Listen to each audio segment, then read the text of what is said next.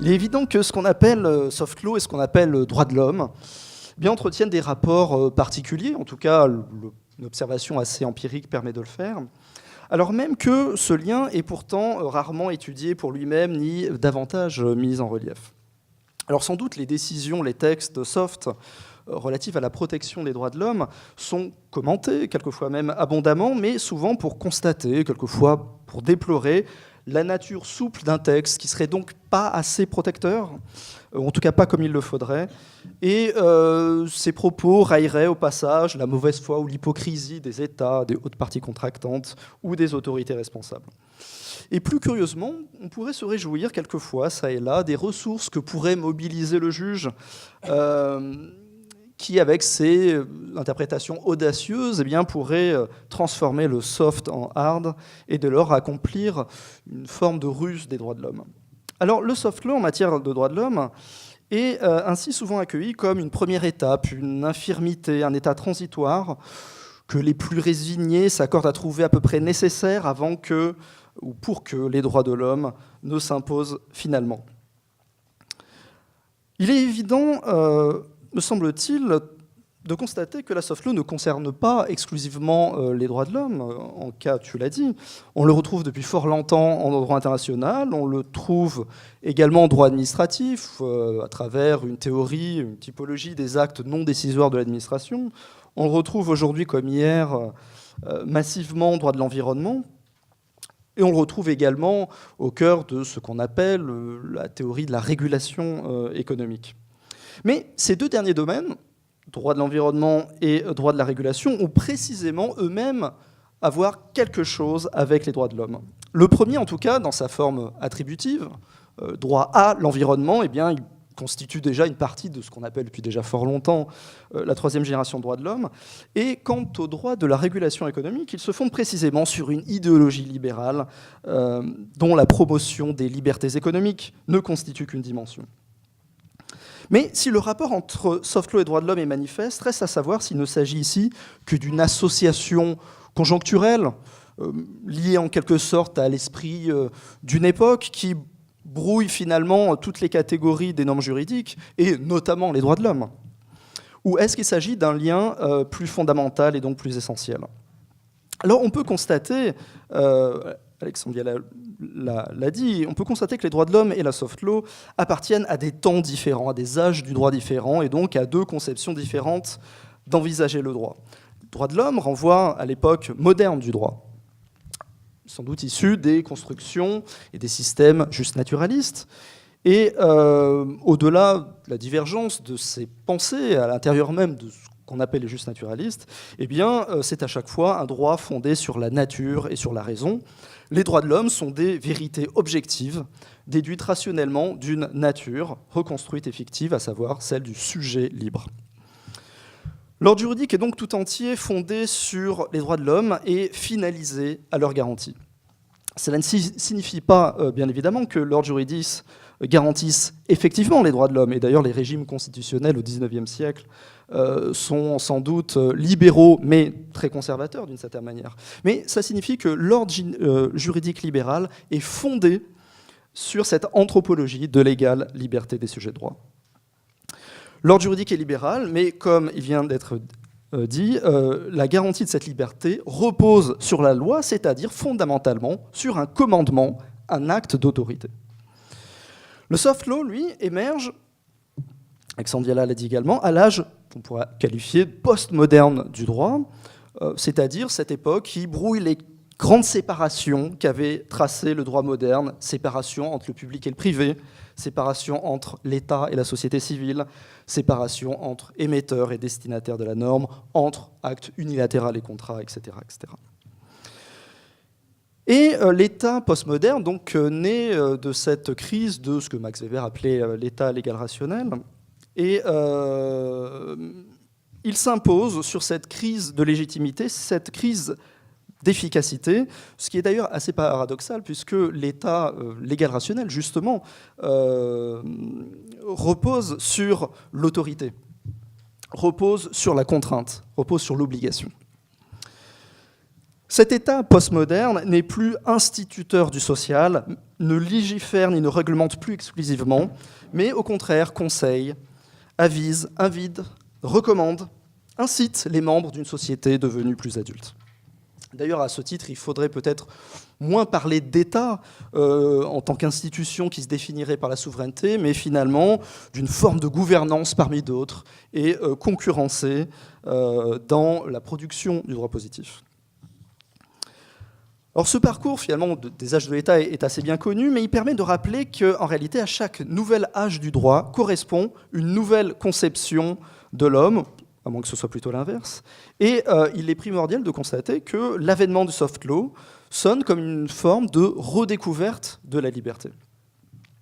Alors cette présentation historique est un petit peu schématique, puisque les droits de l'homme ont bien survécu à la modernité. Et de quelle façon ils bouleversent toujours aujourd'hui l'ensemble des ordres juridiques, soit nationaux, supranationaux ou encore internationaux, d'ailleurs sous la forme d'un nouveau vocable, sinon d'une nouvelle identité, les droits fondamentaux.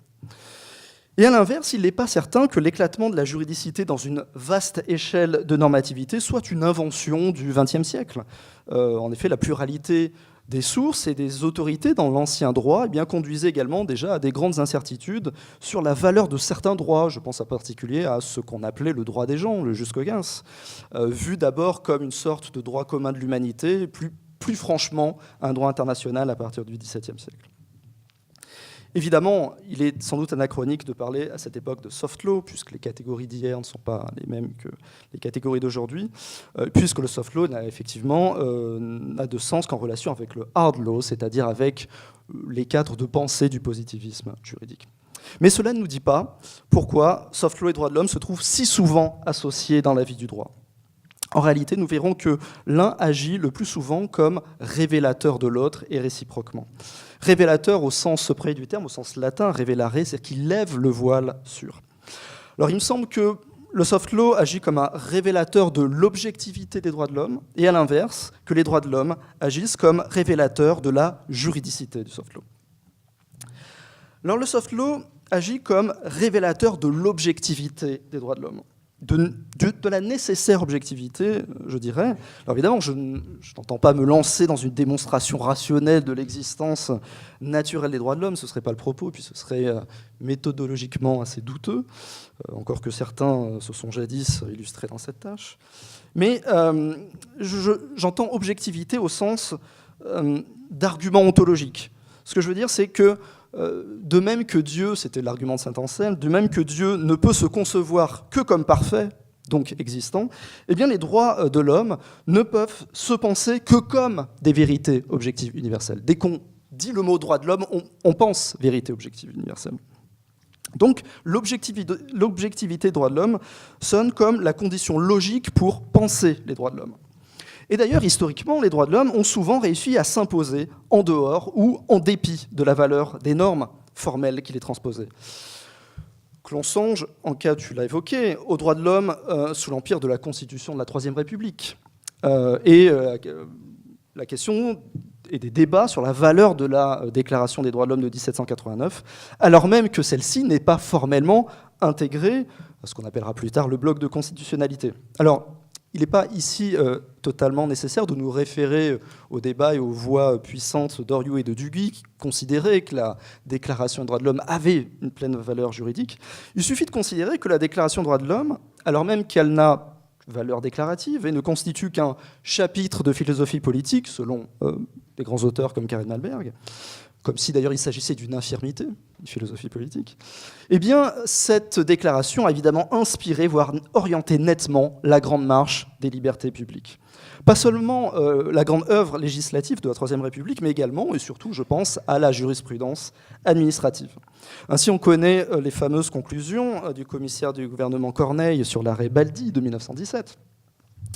La Déclaration des droits de l'homme et du citoyen est explicitement ou implicitement au frontispice des constitutions républicaines. Donc le juge fait déjà comme si la Déclaration de 89 avait valeur obligatoire.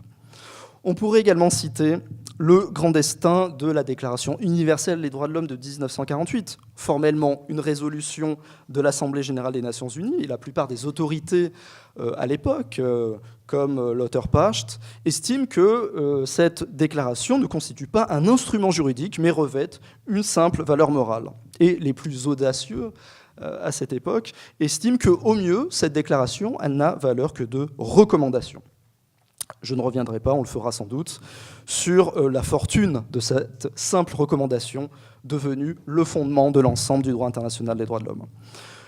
Pour terminer, je citerai également le fabuleux destin de la Charte des droits fondamentaux de l'Union européenne, qui a bien fini par devenir obligatoire avec l'entrée en vigueur du traité de Lisbonne, mais qui n'avait pas attendu cette consécration pour voir ses ressources mobilisées par le juge européen de Luxembourg, mais plus curieusement encore par le juge européen de Strasbourg également. Et de manière générale, on pourrait insister sur la stratégie du cosmopolitisme normatif, c'est-à-dire cette référence au texte que mobilisent notamment les cours spécialisées de protection des droits de l'homme, je pense à la Cour européenne des droits de l'homme et encore à la Cour interaméricaine des droits de l'homme. Ces cours vont mobiliser une quantité d'instruments, obligatoires ou non, européens ou non, ça dit champ CEDH, afin de fonder leurs décisions. Et du coup, la référence au texte qu'elles sont tenues formellement d'interpréter ou d'appliquer donne quelquefois l'impression dérangeante de figures imposées, sans autre raison que celle de maintenir la fiction selon laquelle le juge ne fait qu'appliquer une norme. Alors évidemment, on peut être sceptique à l'égard de ce miracle des droits de l'homme, et on serait tenté en réalité de considérer que les juridictions ici ne font que feu de tout bois pour justifier leur solution. Les droits de l'homme, devenus droits fondamentaux, ne seraient au fond que les instruments de puissance dont les juridictions, notamment supranationales, se saisiraient afin de consolider et de légitimer leur position. Les droits de l'homme seraient donc, dans cette perspective, un objet de rhétorique argumentative. Et en ce qui concerne les instruments soft, on serait en présence d'actes quasiment de forfaiture. Alors, j'écarte pas forcément cette possibilité. Sans doute que le pouvoir de garantir les droits de l'homme, c'est encore un pouvoir. On a dit à l'époque, en parlant de la décision du Conseil constitutionnel de 1971, qu'il s'agissait d'un coup d'État de droit, mais coup d'État quand même. Alors on peut et on doit sans doute s'interroger sur la spécificité des droits de l'homme, lesquels se positivisent dans des normes juridiques, mais qui sont d'abord des valeurs qui affirment elles-mêmes leur autonomie déjà. Les droits de l'homme ainsi ne sont pas institués, mais sont toujours déclarés ou reconnus par les autorités. Des valeurs qui affirment leur universalité, on parle bien des droits de l'homme avec un grand H. Des valeurs qui affirment leur indivisibilité, puisqu'elles se fondent sur la même égale liberté de chacun. Enfin, des valeurs qui affirment leur juridicité, puisque le discours des droits de l'homme est déjà un discours juridique avant même d'avoir été positivé par des normes.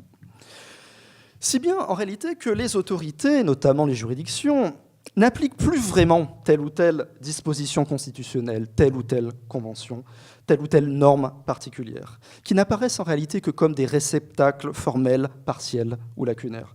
Mais en réalité, ces autorités appliquent les droits de l'homme eux-mêmes en tant que tels, dans leur généralité, dans leur objectivité et dans leur dynamisme.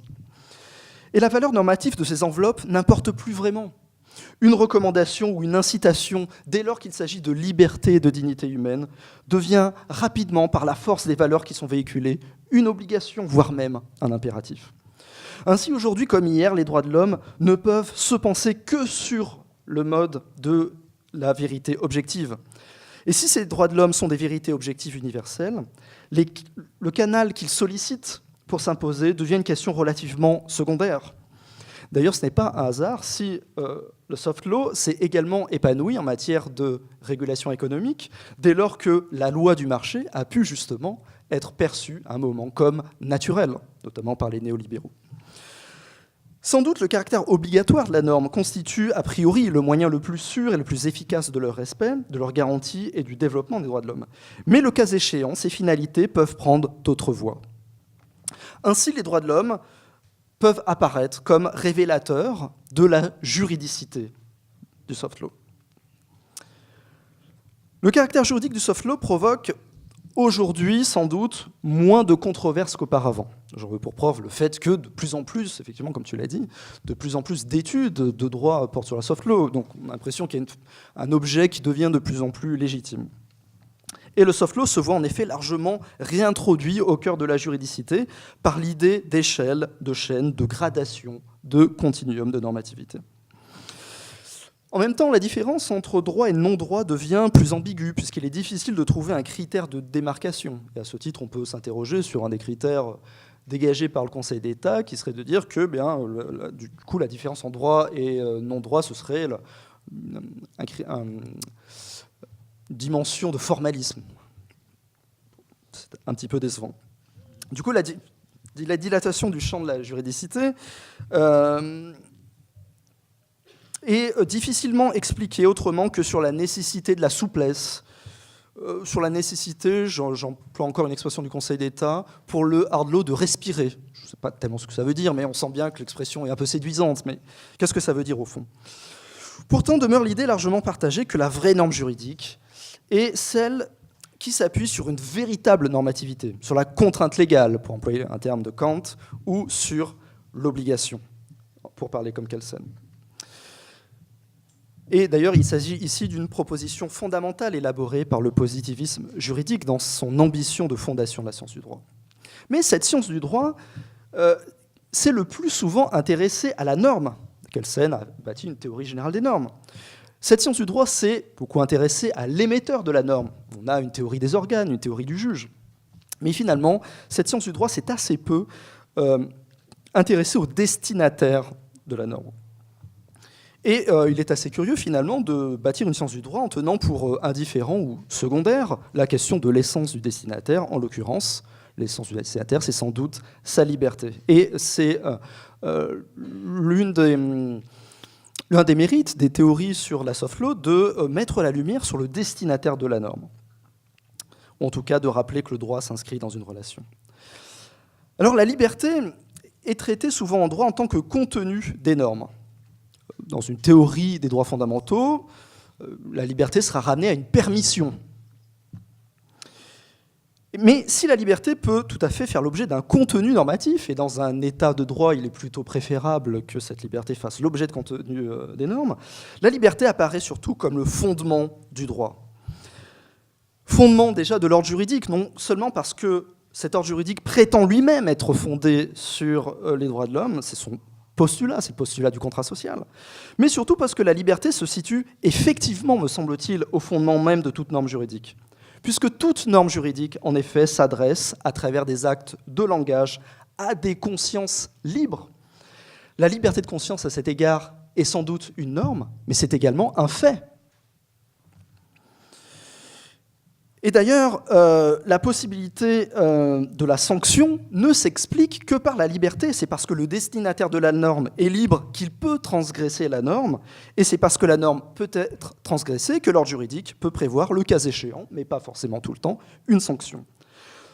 Donc la norme, pour s'imposer, ne peut pas ne pas prendre en compte cette irréductible liberté. Alors évidemment, elle peut le faire, mais dans ce cas, elle manque sans doute sa finalité, celle de gouverner le réel. Évidemment, on peut toujours recourir à la contrainte ou à la coercition, mais sans doute que ce recours marque un échec de la normativité. Enfin, s'adressant à des consciences libres, les normes ne sauraient forcément s'imposer uniquement sur le mode du caractère obligatoire. Elles exigent d'être reçues, et donc d'une certaine manière, elles doivent persuader, convaincre, être connues et acceptées. Les normes juridiques doivent donc reposer sur une certaine rationalité et revêtir sans doute les habits de l'autorité, mais essentiellement celui de la légitimité. Et on peut concevoir des manières de persuader très différentes, précisément par l'avis, le conseil, la recommandation, l'incitation. Et là encore, le degré de normativité de la norme importe moins finalement que son contenu ou que les valeurs qu'elle véhicule. Et son caractère obligatoire n'apparaît en ce sens que comme son ultima ratio, son dernier argument.